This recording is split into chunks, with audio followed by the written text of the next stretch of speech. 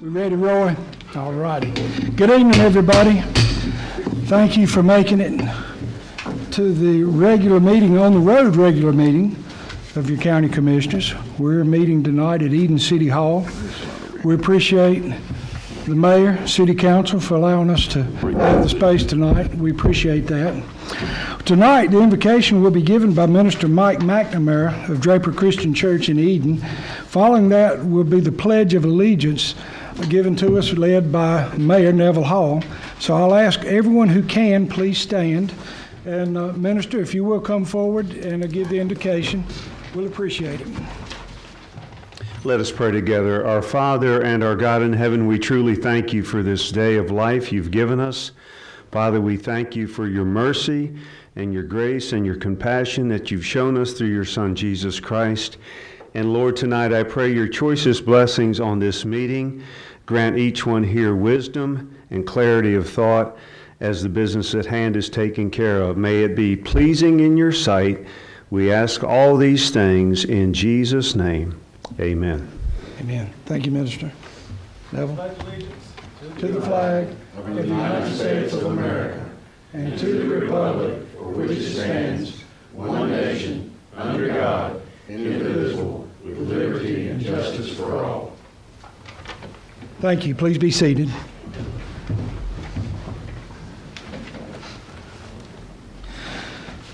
Gentlemen, you have our agenda before you, and it's been published. Are there any changes or last-minute updates? Mr. Chair, I would move approval of the agenda with the addition of, under new business, a consideration of the Planters Road project.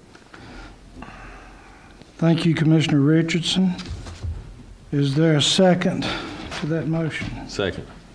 Thank you, Commissioner Pirtle. We appreciate that. All in favor of the adoption of our agenda with the amendment, please signify by saying aye. Aye. All opposed? Very good. We have an approved agenda. And as you know, we work from a consent agenda. Items on this consent agenda are non-controversial items, routine business items. However, if anyone has any questions about these items, please contact Lance Metzler, our county manager. Mr. Metzler will be glad to fill you in on any details regarding those items.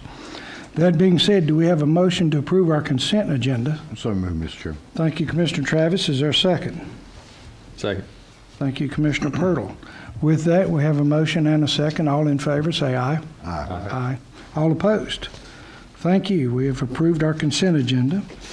With that, we moved to public comment. We have 3 people signed up to speak tonight, and I'll ask our county manager, if he will, to address our guidelines for public comment, please.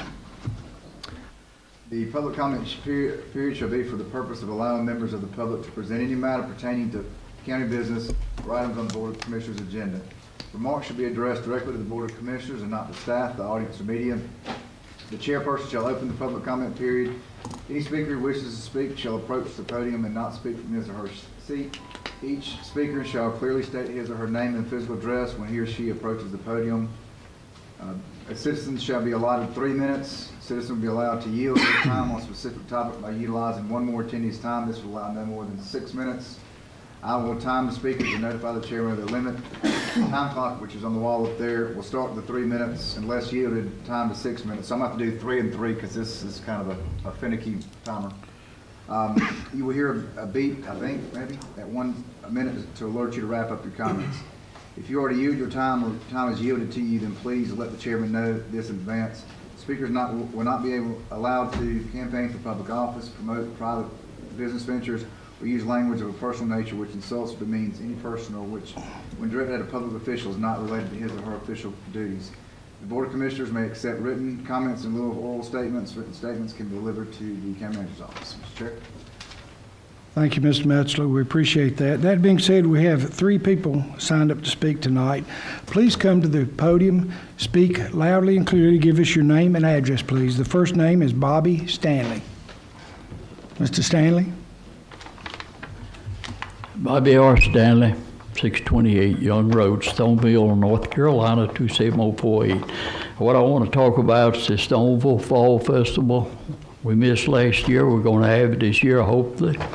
25th day of September, the 4th Saturday in September. And the purpose of coming down here, and I'm going to try to get all over the county, we need all the people we can get, vendors, sponsors, or whatever, and people just to come up and see what we got, visit us, create a little commerce. And I just want to say a few items here we do. The Stoneville Elementary Medium Center and Backpack Program will contribute to that. Rockingham County Bible Education Council will contribute to that. You know, most of y'all know what that is. CART, the Alzheimer's Research, will contribute to that. Generation for Hope and Salvation Army for Christmas, we're involved with that. Stoneville Elementary third grade dictionaries. These are dictionaries that personalized for each student with the name. American Cancer Association, we're involved in that, and Relay for Life and so forth. And Rockingham County Foundation Summer Food Program for Children, involved with that. And I want to add one more thing about Rotary. We're small. I think all of them's getting small. Can't get nobody to do it. This COVID-19 going on now, the polio going on when I was growing up, there's a lot of similarities to this, folks. Rotary and the Bill and Melinda Gates Foundation, for every dollar Rotary worldwide raised to eradicate polio, they contribute $2 up to a certain amount. And it worked. It's been eradicated with the exception of Pakistan, Afghanistan. I'm not sure about Nigeria. It's sort of on the borderline. All this stuff works for the good of the people. And I think I may get off base a little bit here. I took him vaccines as fast as I could get them, and I think that's in our best interest too. And again, anybody here, we wish they would come. I asked them to come. I hope they come to our fall festival. It's a lot of work that goes into this. And when I go up on Saturday morning at 6 o'clock in the morning, at 6 at night, on your feet 12 hours. It's very hard work. It takes special people to do these type things. So please come out and support us. And the rest of the Rotaries in this county, all of us are having trouble with our membership. People will not do this no more like they used to. And it's for the common good of the county. And thank you so much for this opportunity. Thank you, Bobby. Thank you, Mr. Stanley. For those of you who don't know, Bobby Stanley is a former county commissioner. We appreciate your service. And that being said, next is Lee Bedell.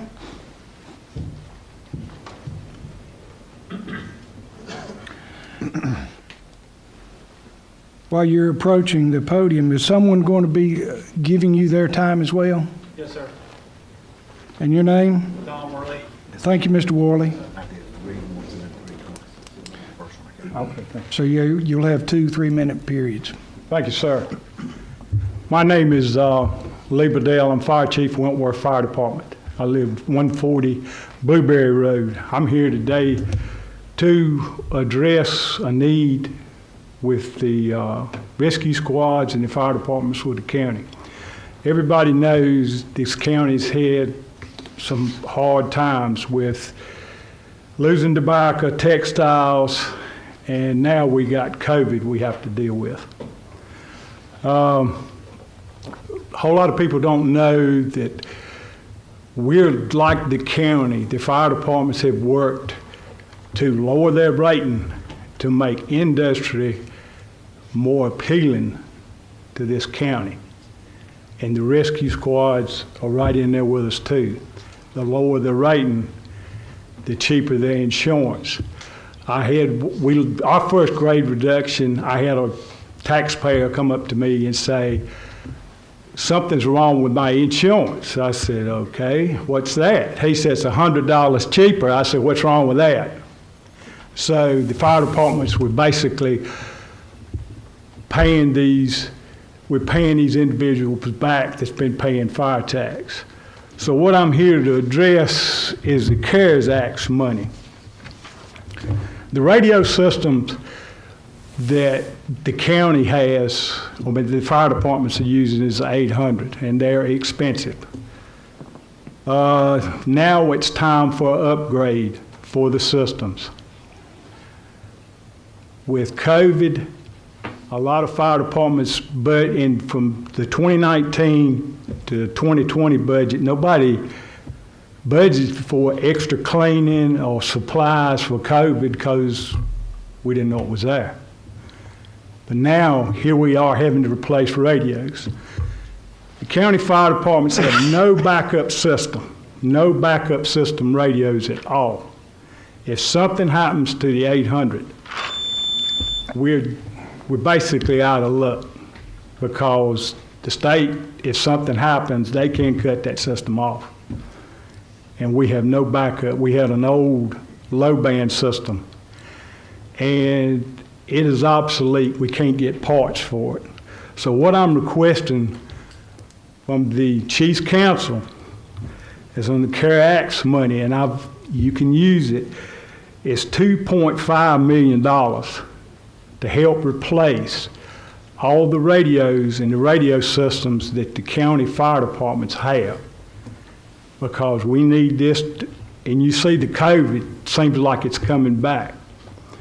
So we can use these radio systems to warn EMS, Sheriff's Office, whoever, then if we detect that the citizens have COVID.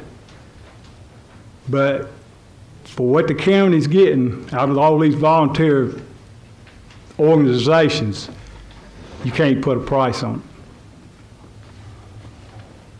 it. So this money was going to be replaced, the 800 radios, and help with the infrastructure of the communications on the fire and the rescue end of the county.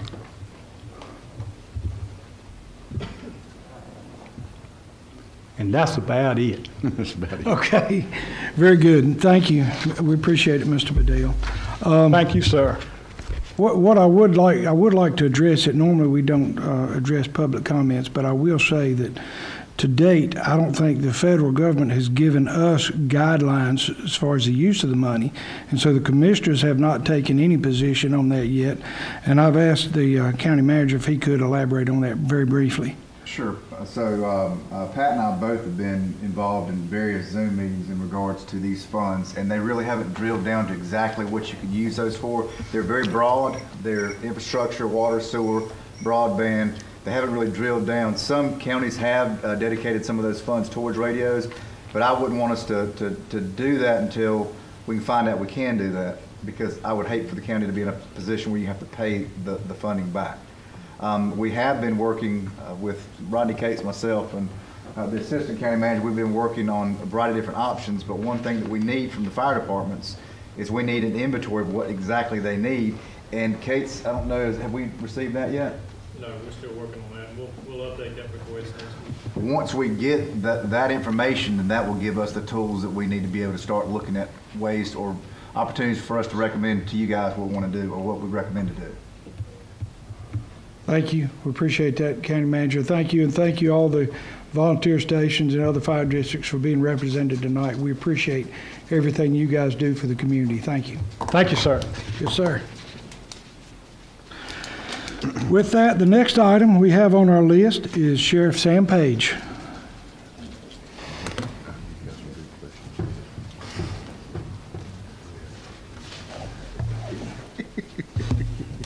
Good evening, Sheriff. Good evening. I'm Sheriff Sam Page, Rockingham County Sheriff's Office, 645 South Madison Street, Eden, North Carolina is where I live. I'm also with Captain Shane Woolens, who's my jail administrator, and also I have Jennifer Brown with me. She's also our administrative captain, who also assists me with the purchasing issues within the organization here.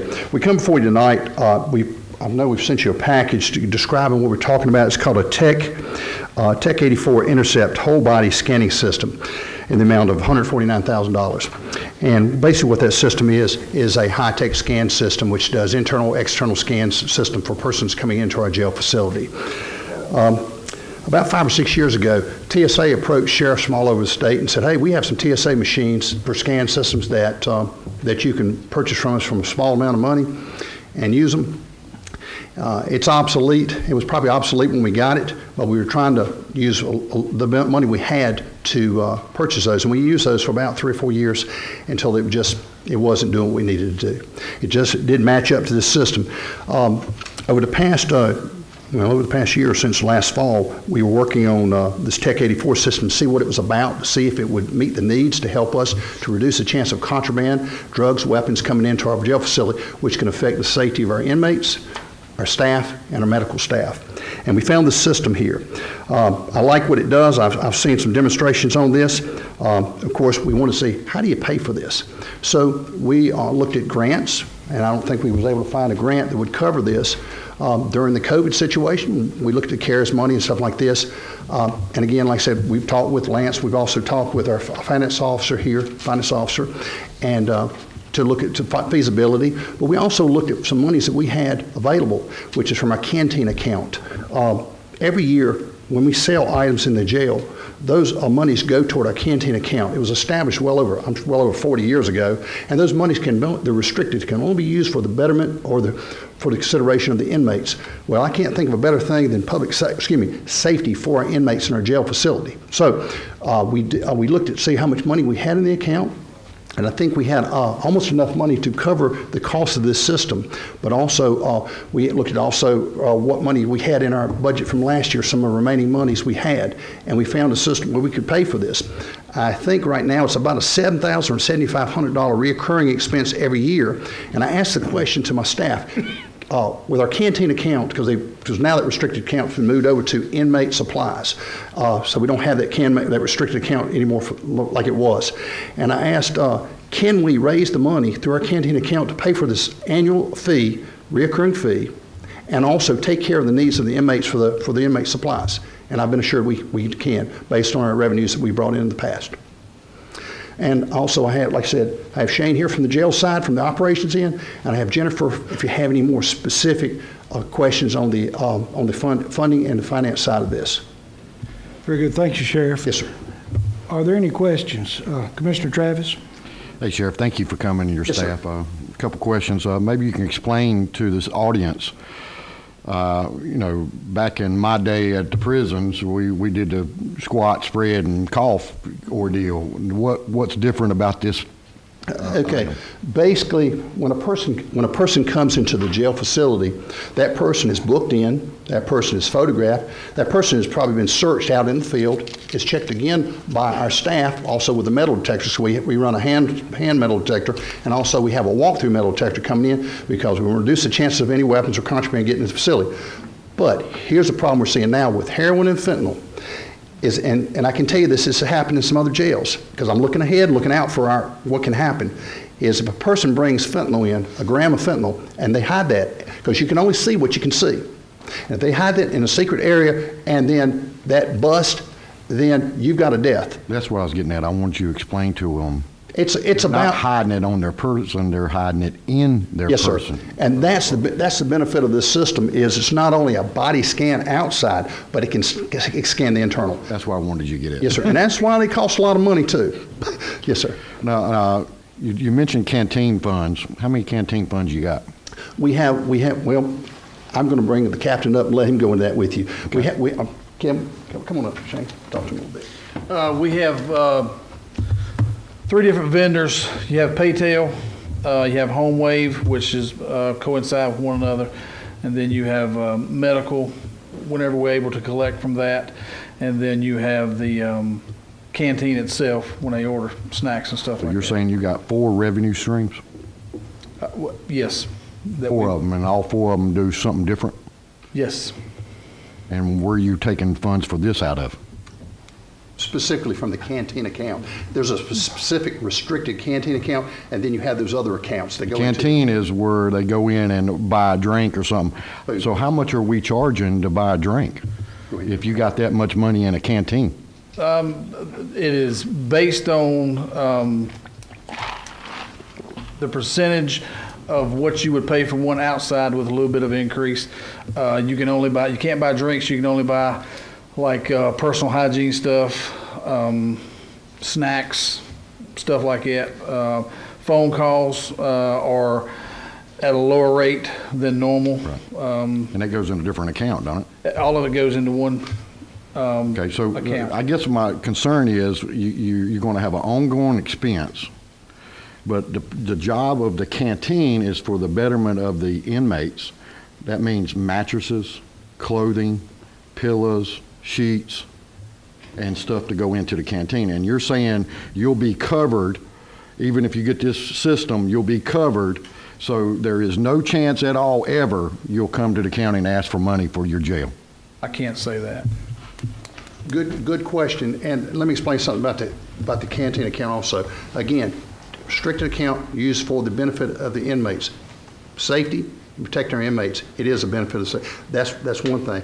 But also the canteen account, probably more than 40 years this account is going to, and what happens is it's a build-up account. It doesn't go into the general revenue and stuff. It has stayed with the sheriff's account, and so I couldn't use it except for that purpose, and it builds up. So when I first came in office, it was a high amount, and I'm saying, why would we have this account? So that's what I'm saying. And I found out it was for the use and benefit of the inmates. Right. And that's what we're trying to stay true to what the commissioners established that for. Right, that's what I was trying to get at is, I trust you and your staff to manage the jail, the sheriff's department, and the canteen, all that. I just don't want you to go to a level where you'll come to me and say, hey, I need 20 mattresses. Well, that defeats the whole purpose of setting up this canteen. And if you're ensuring me that that's not going to happen, then I have no problem. Okay. Does that make sense? That makes a lot of sense, yes, sir. You good, Commissioner? Very good. Commissioner Pirtle? Thank you, Mr. Chairman. Sheriff, what is the life expectancy of this piece of equipment? I'm going to let Shane speak to it because I'm not into that technical side. There's a 2-year full complete warranty on it, parts, everything. It has just came out probably within the last 2.5, 3 years. So everybody that we have called and spoke with that has them here in North Carolina had not had any problems out of any of them. Yeah, I know, but like most technology, there is a few, it's Updates got a and shelf stuff. life, Yeah, so to yes, sir. speak. Yes, sir. And I was just wondering if you was familiar with what that, what that Let time me speak to that. Is we've all been subject to litigation. We've all had situations where someone wanted to sue you. One of the highest liability areas that we have is the jail. If we have one person comes into jail and has fentanyl, heroin, and it breaks and they die, that's going to be more than $149,000. So I think just the fact is preventing in the first place, because I think another thing is once the word gets out to persons that are getting arrested and they know that we're checking and we're going to find, I think you're going to have a lot less people trying to sneak stuff in, which we've had, and including weekenders. And just to follow up, and what I was leading, the question I was leading to is, at what rate you accruing enough money so that through your canteen fund that when this piece of equipment comes to end of life, would that be something that you would be able to sustain in your current revenue stream that's coming? Does that make sense to you? Is it 10 years, and in 10 years you're going to have enough money to buy another? And to be honest with you, in response to that, is I don't know what my I don't know what my budget will be in 10 years. But I'm kind of looking 4 years down the road, and again, like I said, you can buy a lot of technology, but 7 to 8 years, things start breaking down, and that's just the way it is. Yeah. So I'm hoping for the best, but the thing about it is, I want to reduce and prevent the chances of somebody dying in our jail. And that's just another way to do it, and also protect our staff and our medical staff and the inmates. And that's the obligation I have by law. Yeah, that's all I have. Thank you, Commissioner Pirtle. Mr. Berger? Sure. This is directed more towards Lance and Pat. As far as this fund, was that in the sheriff's budget or the jail budget? Yes, in the jail budget. It's in the jail budget, so that's part of the budget that, as far as the actual monies that are there, that was reported to us before, we're getting a printout with those funds.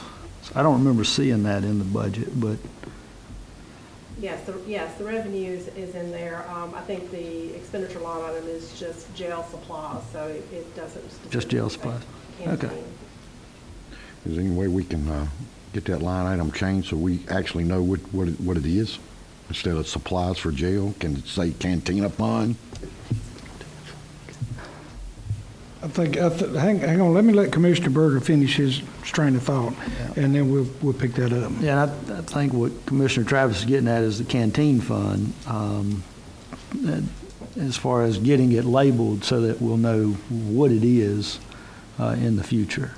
Yes. Yes. It's inmate supplies. I think it's inmate supplies. It is. Okay.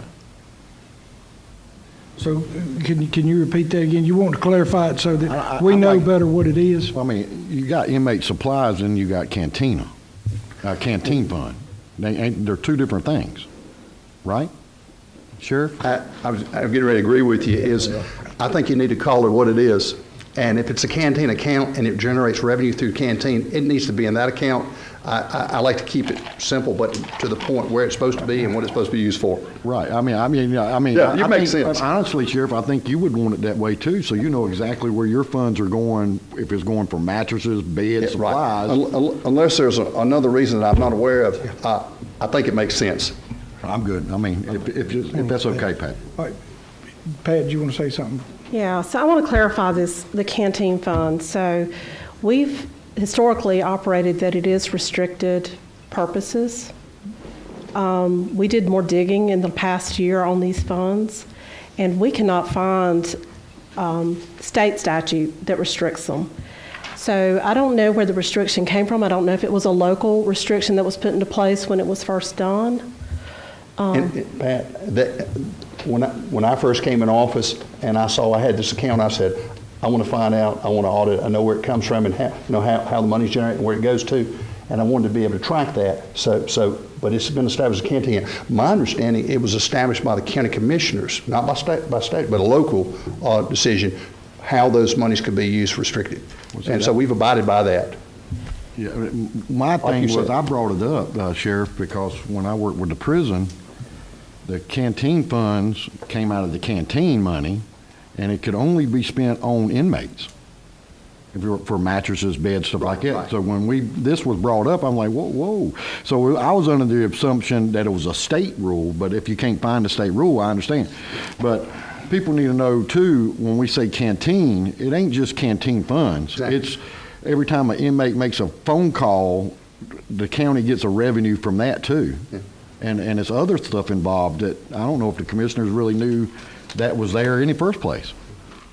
Well, I brought it up when I first came in office almost 24 years ago. Because I wanted to make sure I was following the proper procedure. I'm with you. All right, Commissioner Richardson. Yeah, I think we've drifted off to matters of administration that maybe county manager and the sheriff can work out. I move approval of the sheriff's request to purchase this body scan machine. Yeah, I'll second it. We have a motion and a second. Any further discussion? I'd just like to say one thing. Go ahead, Commissioner Pirtle. Sheriff, I appreciate coming forward today, but in my line of thought, if we can use the inmate funding to buy a piece of capital equipment that our taxpayers don't have to pay for, I don't think that's a bad decision at all. So, thank you. Thank you, gentlemen. Thank you so much. We got a vote, though. Very good. Okay, we have a motion and a second. Any further discussion? All in favor of the motion, say aye. Aye. All opposed? Motion is carried. Congratulations, Sheriff. Next item on our list, Mr. Ronnie Tate, Director of Engineering and Public Utilities. Good evening.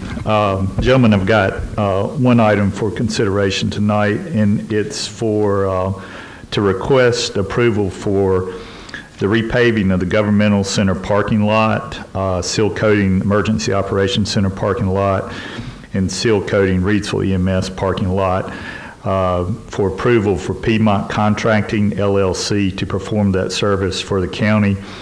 Their bid for the project was $550,074. I'm also asking for board approval for 10% contingency for that project of $55,007, and also to allow the county manager to approve change orders up to $50,000, as you voted in the past. And the total for that is $605,081. Yeah, and we had budgeted in the CIP plan, I think it's $650,000 for the project. And I'll be glad to answer any other questions. So the project is under budget. Yes, sir. Very good. Gentlemen, any questions? Just one, my own comparison, how many square feet? What's it costing us per square foot? Hold on, and I will give you that number.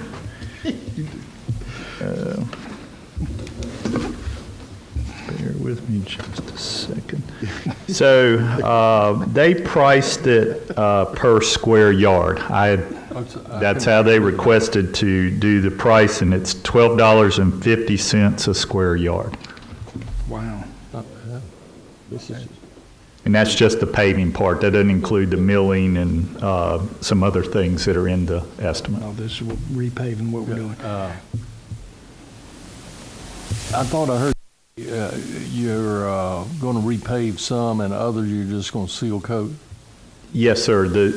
The Emergency Operations Center will be seal coated, and Reidsville EMS seal coated. But at the governmental center, it'll be patched and then topped. No, it'll be milled up and repaved completely. Okay, that's what I wanted to hear. Yes, Okay. sir. Yeah, I think it's too far gone to Do we pave have over.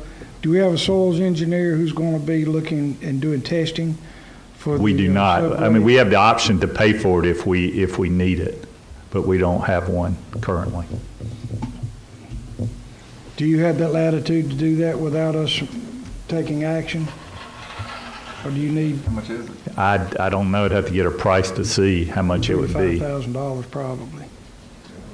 $325,000. I just think it would be money well spent is to ensure that that subgrade is not, doesn't pump and is upgrade. Yeah. I would like to direct you to do that if somebody wanted to put forth a motion that we do hire a soils technician to be on site during this project. So moved. Is there a second? Second.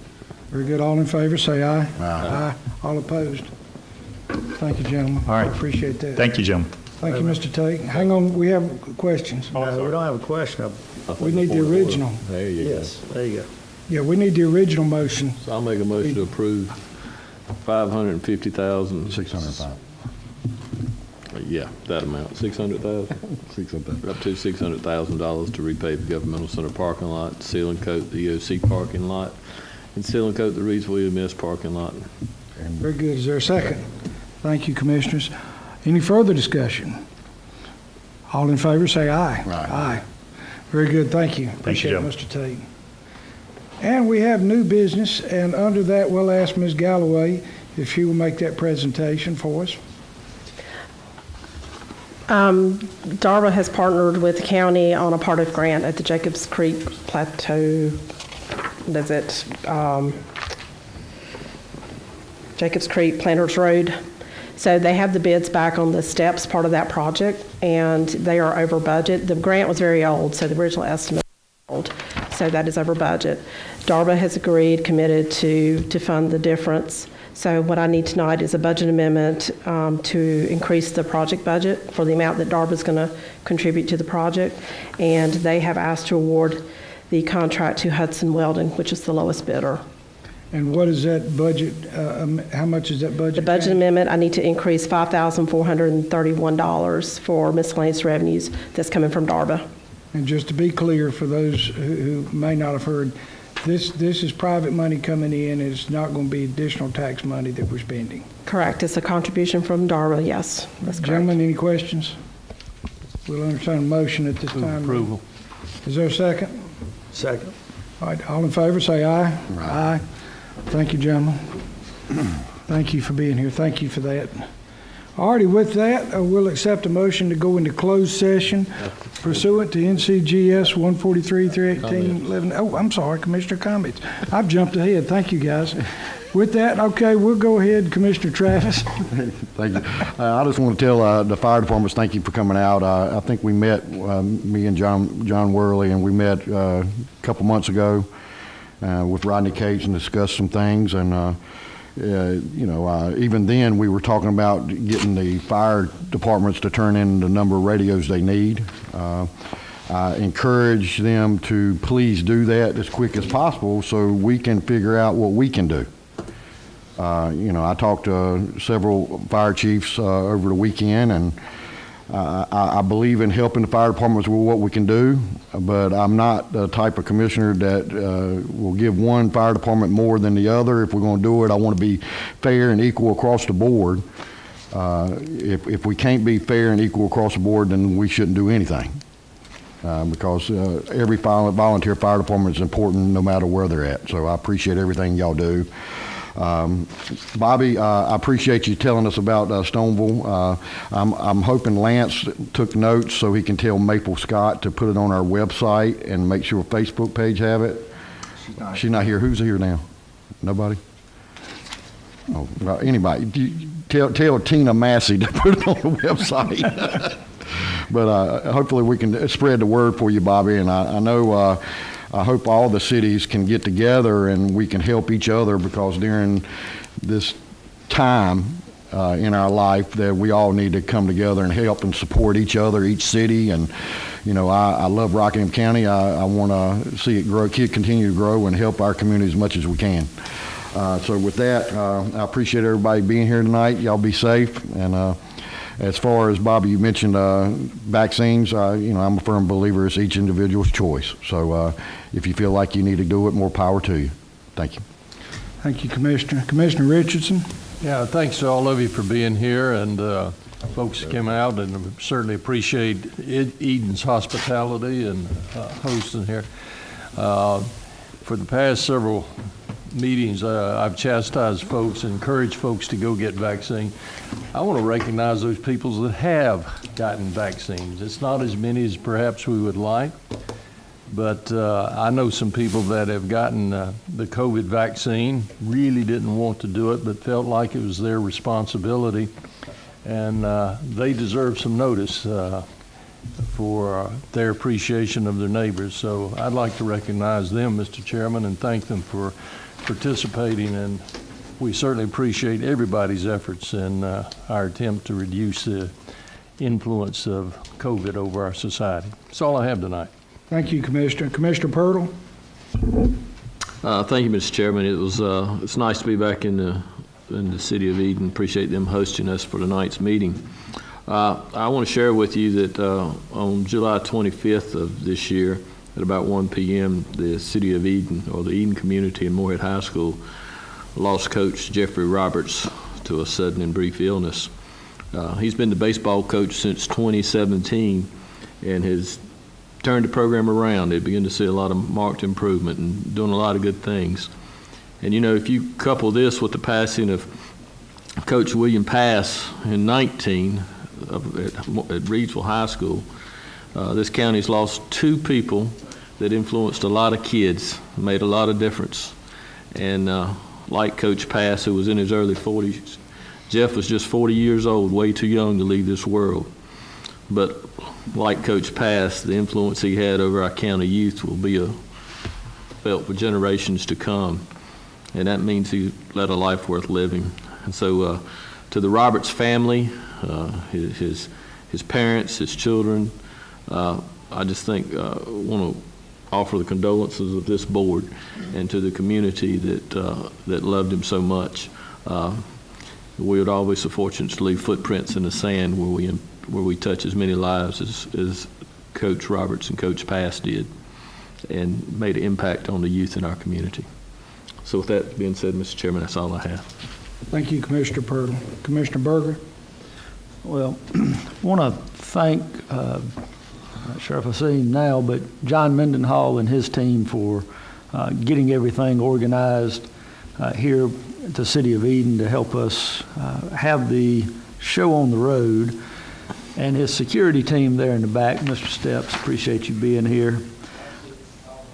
Alvarez, I'm sorry, he left. I'm sorry. Okay. Then I want to recognize Sheriff Sam Page, Paula Rakestraw with the school board, Doug Isley with the school board, Mayor Neville Hall, and of course former Commissioner Bobby Stanley. Appreciate y'all coming out tonight. Thank you. Thank you, Commissioner Berger. And again, I certainly do appreciate the city hosting us tonight. Thank you. Thank you, Mayor, as well, and City Council and City Manager. We do appreciate it. This is a very nice facility. It's good to be here. With that, we will move on to our next item. I'm right now on a good deal. We'll move to closed session pursuant to North Carolina General Statute 143-318-11A1, approve closed session minutes, and A6, discuss personnel. And do we need to go with one more to consult with attorney? It's not on the, It's not on it? we've already Okay. approved the agenda, so we can't. Okay. Well, very good. We'll go into those two. We'll accept a motion for that. So moved. Is there a second? Very good, gentlemen. We will go into closed session. Thank you, everyone. Take a minute to thank everybody.